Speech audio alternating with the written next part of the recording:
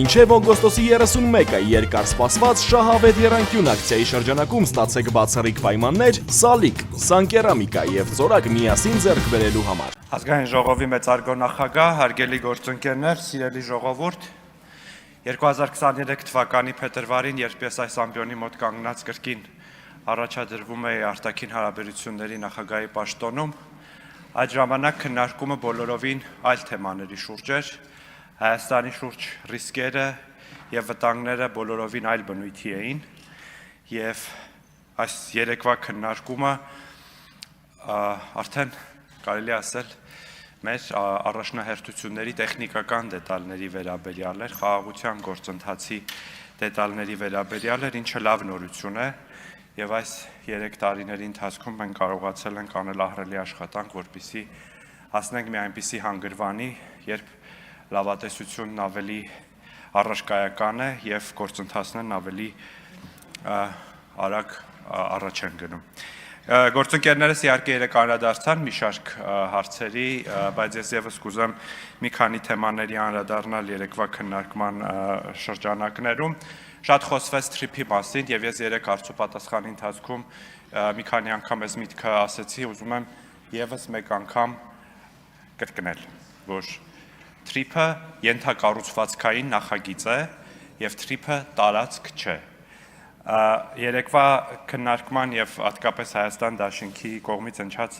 հարցերի կոնտեքստն այնպիսին էր, որ թրիփը Լաչինի միջանցքի նման մի բան է, բայց դա այդպես չէ եւ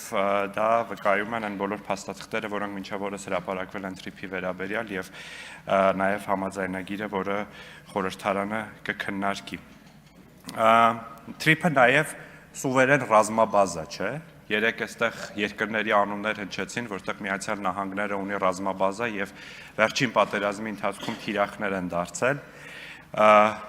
Ընդհանրապես թրիփում որևէ այլ պետության անվտանգային ներկայություն չի լինելու, ինչպես համաձայնագիրն է փաստում, անվտանգային ողջ գործառույթը վերապահված է Հայաստանի Հանրապետությանը եւ Հայաստանի Հանրապետության համապատասխան մարմիններին։ Հարգելի գործընկերներ, ինձ թվում է մենք մի քիչ շտապեցինք ողջունելու ուժեղ Հայաստան խմբակցության ղեկավարի հայտարարությունը թրիփի վերաբերյալ։ Երեկվա մեկնաբանություններից պարզ դարձավ, որ ընկալումը բոլորովին այնպիսին չէ, ինչպես ի սկզբանե ներկայացվել էր, եւ առհասարակ տպավորություն ստացվեց, որ ուժեղ Հայաստանը դեմ է ապաշրջափակմանը, որովհետեւ ասվում է, որ այն բառը չենք ասում, որովհետև ներքին գործընթացներին կխանգարի, բայց նաև կարծում ենք պիտի ճանապարհի տարբերակով էլ չլիներ։ Եթե ճանապարհները Հայաստանի չբացվեն հարևանների եւ ավելի լայն տարածաշրջանի համար, ապա շրջափակում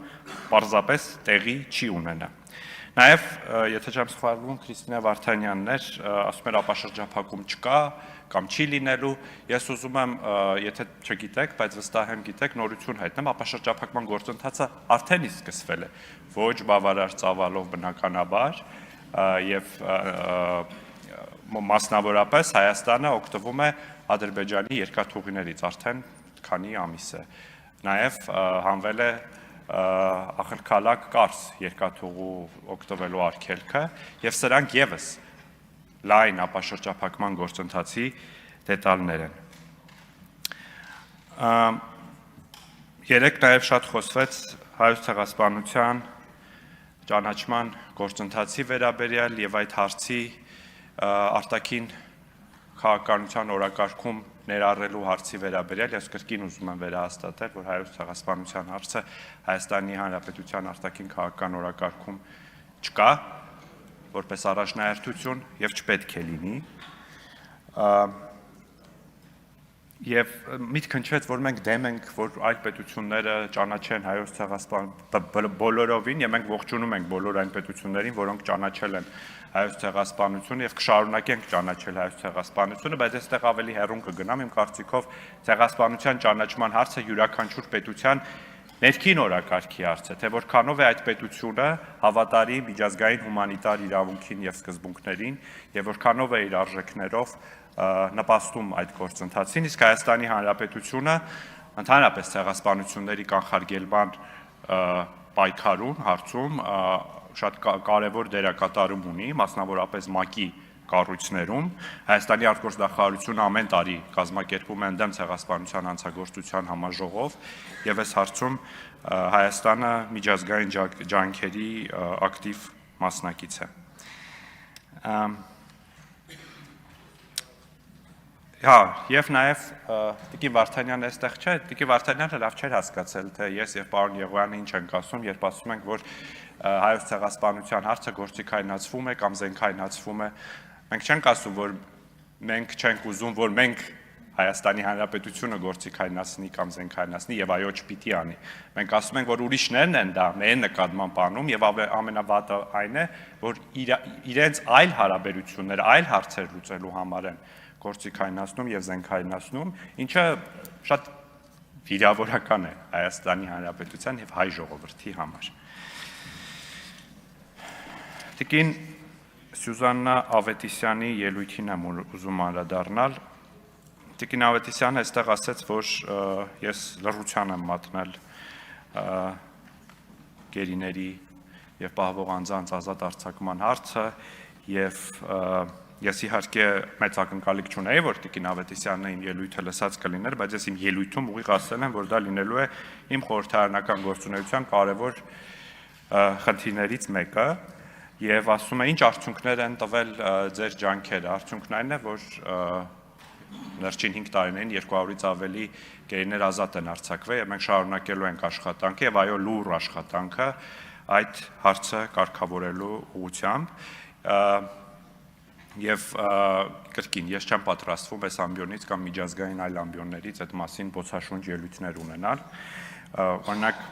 ես չգիտեմ Տիկին Ավետիսյանի երեկվա ելույթը օգնեց գերիների ազատ արձակման հարցին, թե խանգարեց կամ ձեր խմբակցության տրամաբանությամբ դա քանի դրամ արժեցավ այդ հարցի կարգավորման տեսանկյունից։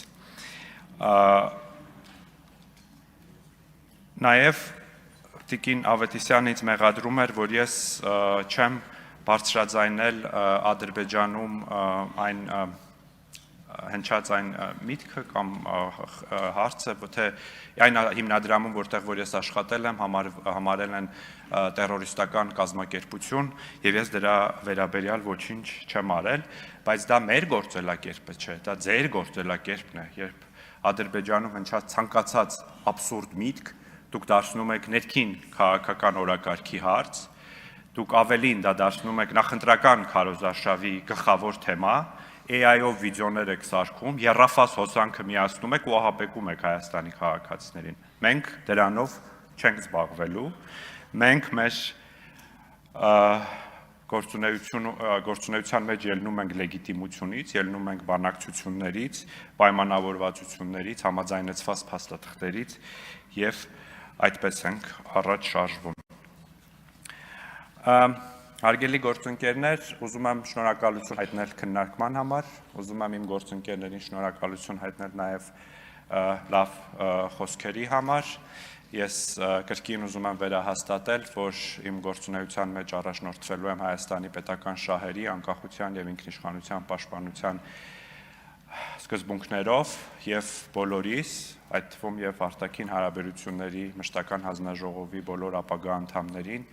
մեր աշխատանքում հաջողություն եմ մաղթում։ Շնորհակալ եմ։